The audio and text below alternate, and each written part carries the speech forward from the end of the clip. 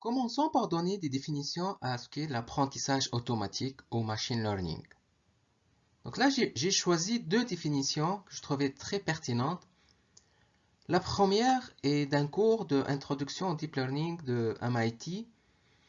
C'est la capacité d'apprendre sans être explicitement programmé. Voici une deuxième définition. L'apprentissage automatique, c'est la création de la connaissance de manière automatique à partir de données brutes. Il y a principalement trois catégories en apprentissage automatique. L'apprentissage supervisé, l'apprentissage non supervisé et l'apprentissage par renforcement. La troisième catégorie, on ne va pas du tout l'aborder dans ce cours. L'apprentissage supervisé, c'est la prédiction. Tu veux prédire des réponses inconnues à partir des réponses que tu as déjà. L'apprentissage non supervisé, c'est de la catégorisation. Tu veux trouver des réponses inconnues principalement en regroupant directement à partir des données. Regardons en premier l'apprentissage supervisé. Il y a deux catégories d'algorithmes, les algorithmes de classification et les algorithmes de régression. Les algorithmes de classification, c'est de la prédiction d'une variable catégorielle. Voici quelques exemples.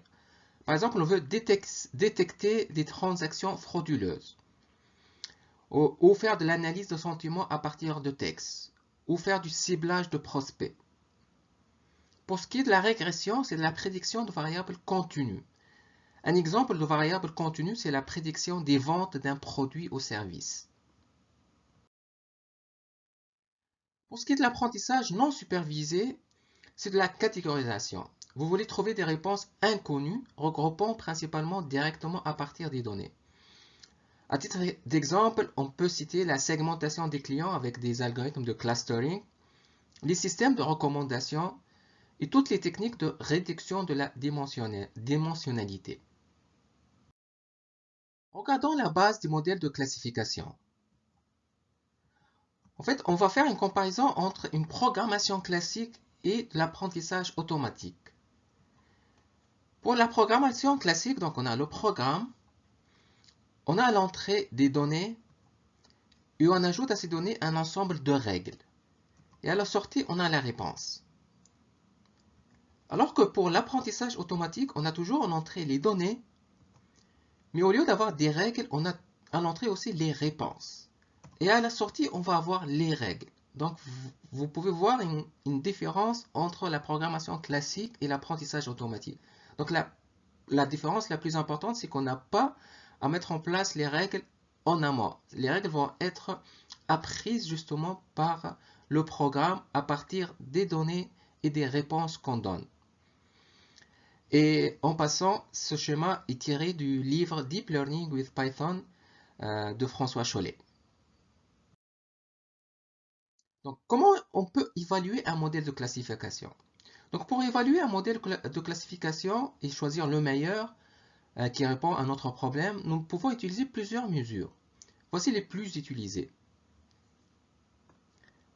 Donc, en premier, on a le taux de bonne classification. C'est la proportion du nombre total des prédictions qui étaient correctes. En deuxième, on a la précision. C'est la proportion des cas positifs qui ont été correctement identifiés. La troisième mesure, c'est la proportion des cas négatifs correctement identifiés. Aussi, on peut avoir comme mesure la sensibilité. C'est la proportion des cas positifs réels qui sont correctement identifiés. La spécificité, c'est la proportion de cas négatifs réels correctement identifiés. Et à la fin aussi, on a la courbe ROC. Elle est créée en traçant la sensibilité contre le taux de faux positifs.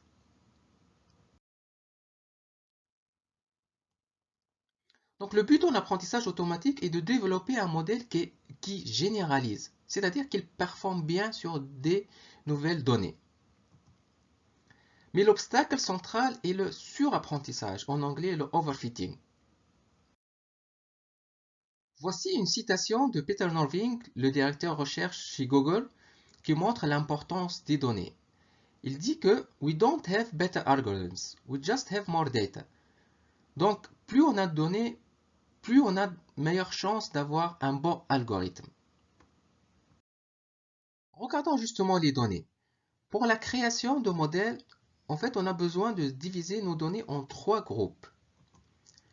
Les données d'apprentissage, ou en anglais de training, c'est avec ces données-là qu'on va ajuster notre modèle. En quelque sorte, ça va nous permettre de créer notre modèle. Mais on a besoin aussi des données qui sont des données de validation. En anglais, c'est pour faire du tuning du modèle. C'est en quelque sorte pour choisir nos paramètres ou précisément nos hyperparamètres liés au modèle. Et en troisième, c'est les données de test. C'est avec ces données-là qu'on va évaluer notre modèle. Et on va, par exemple, s'assurer que notre modèle n'est pas en train de surapprendre. La matrice de confusion.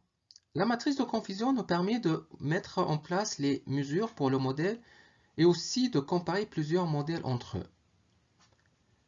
Donc, ici, on va prendre un exemple de classification binaire, c'est-à-dire la variable cible prend deux valeurs, par exemple 0, 1 ou moins 1, 1. Donc, on va dire la valeur positive et valeur négative. Et notre variable cible, la variable réelle, c'est donc valeur positive, valeur négative. Donc, on se trouve dans 4 cas.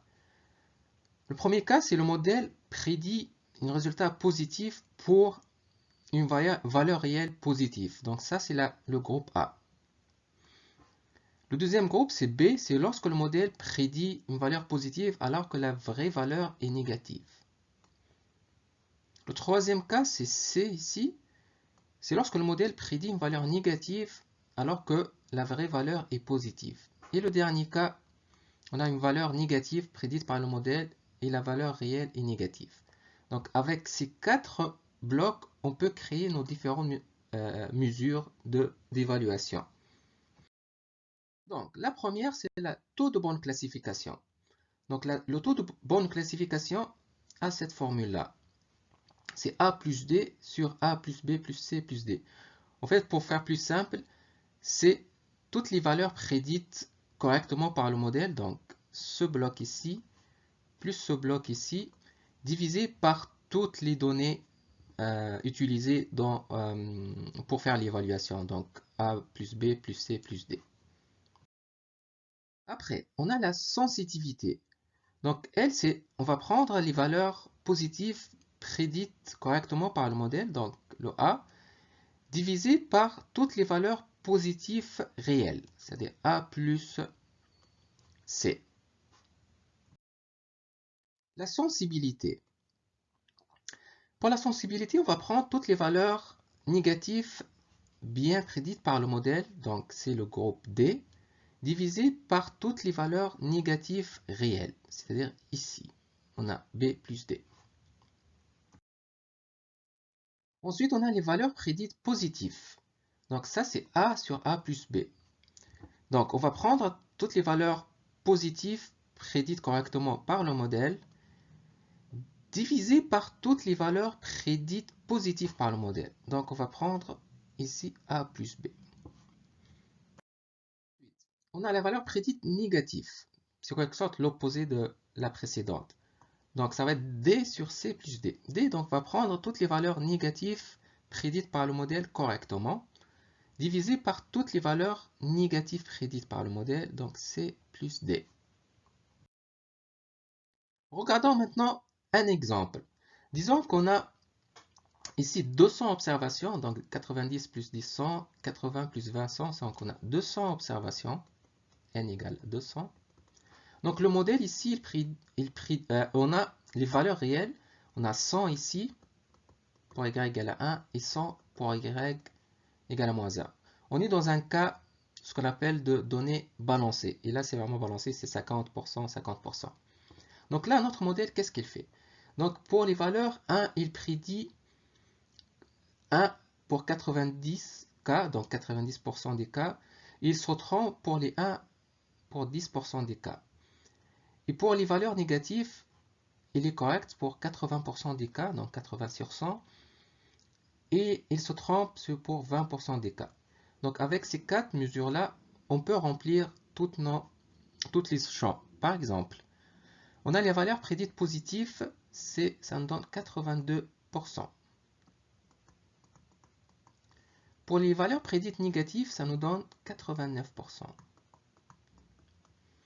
Pour le taux de bonne classification, on a un modèle qui classifie bien à 85%.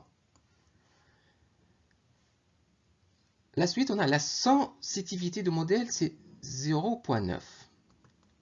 Le maximum, c'est 1. Même chose pour la sensibilité. La sensibilité, dans ce cas, c'est 0,8. Donc, on voit ici qu'avec les résultats ici, surtout pour les sensibilités, la sensitivité, le modèle est assez bien équilibré. Donc, il n'est pas en train d'apprendre plus une valeur par rapport à une autre. Et le taux de bonne classification, il est correct, mais il faut voir par la suite l'application business de ça. Est-ce que 85% c'est bon ou pas assez bon pour que le modèle soit utilisé et soit déployé? Prenons un deuxième exemple. C'est un exemple de données débalancées. Ça veut dire quoi? Regardons par exemple pour le... On a deux modèles en fait. On a créé deux modèles, modèle 1 et modèle 2. Donc regardons les données. On a ici les valeurs de 1. Il y a 5 valeurs seulement de 1, positives disons. Et les valeurs y égale à moins 1, on a 85 valeurs. Donc en tout, on a 100 observations. Le deuxième modèle, il est appliqué avec les mêmes données. Donc, ce cas de figure, par exemple, si on veut détecter des cas de fraude, les fraudes ne vont pas arriver très souvent, par exemple, dans un processus de prêt ou pour une banque, et ainsi de suite. Les cas de fraude sont très rares. Disons, dans ce cas, on a 5% de cas de fraude. Mais on veut prédire les éventuelles fraudes. Comment on fait pour évaluer ces deux modèles? Donc ici, le modèle 1, il prédit les 5 valeurs. Pour les 5 valeurs de fraude, il a 4 valeurs sont prédites, sont pas bien prédites. Ici, donc y égale à moins 1 alors que y égale à 1. On va dire y chapeau pour dire la valeur prédite. Ici, il arrive à bien prédire une seule valeur sur 5. Alors que pour les y-1, les valeurs négatives, il arrive à prédire à 83 sur 85. Par contre, pour le deuxième modèle, pour les valeurs positives, c'est les valeurs de fraude, sur les 5 fraudes historiques, il arrive à détecter 4 et une qui sont mal classées. Et pour les valeurs négatives, il y a 87 sur 85 qui sont bien prédites et 8 sont pas bien prédites. C'est trompé sur 8 cas sur 85, 8 sur 95, je veux dire. Donc, regardons les résultats. Du modèle 1, le taux de bonne classification du modèle 1, c'est 84%, alors que le modèle 2, c'est 91%. Donc, le modèle 2 est supérieur au modèle 1. Regardons la sensitivité. Au rappel, et en anglais, on utilise le terme recall. Pour le modèle 1, il y a 0,2%, alors que le modèle 2, il y a 0,8%. Je m'excuse, c'est pas 0,2%, c'est 0,2%, c'est 20%, et le modèle 2, c'est 0,8%. Donc, il est très inférieur le modèle 1 par rapport au modèle 2. Regardons la sensibilité. On a le modèle 1, c'est 0,97, le modèle 2, 0,92. C'est assez équivalent. Pour les valeurs prédites positives ou précision, on a la même valeur, exactement. Et pour la valeur prédite négative, on a des valeurs proches. Donc, si on prend juste le taux de bonne classification ici, on va dire que le modèle 1, il est gagnant parce qu'il a le meilleur taux de bonne classification. Donc là, on va prendre le modèle 1. Mais dans notre cas, dans notre exemple, on veut surtout prédire les cas de fraude. Donc, ce qui est important pour nous, c'est que le modèle arrive à bien détecter les éventuelles fraudes. Donc, la question qui se pose, c'est de dire, si le modèle se trompe sur les valeurs positives, est-ce que c'est aussi grave ou moins grave que lorsqu'il se trompe sur la valeur négative? Dans notre cas, on veut que le modèle se trompe moins par rapport aux valeurs positives qui sont des valeurs de fraude. Donc, une mesure qui est très importante pour nous dans ce cas, c'est la sensitivité. C'est-à-dire à quel point le modèle arrive à bien modéliser les valeurs positives, qui sont les valeurs, dans notre exemple, de cas frauduleux. Donc là, on va voir clairement que le modèle 2 est meilleur pour faire cette prédiction que le modèle 1. Donc, pour des raisons purement business, on prendrait plutôt le modèle modèle 2 dans ce cas plutôt que le modèle 1, malgré que le modèle 1 il avait un taux de bonne classification supérieur au modèle 2.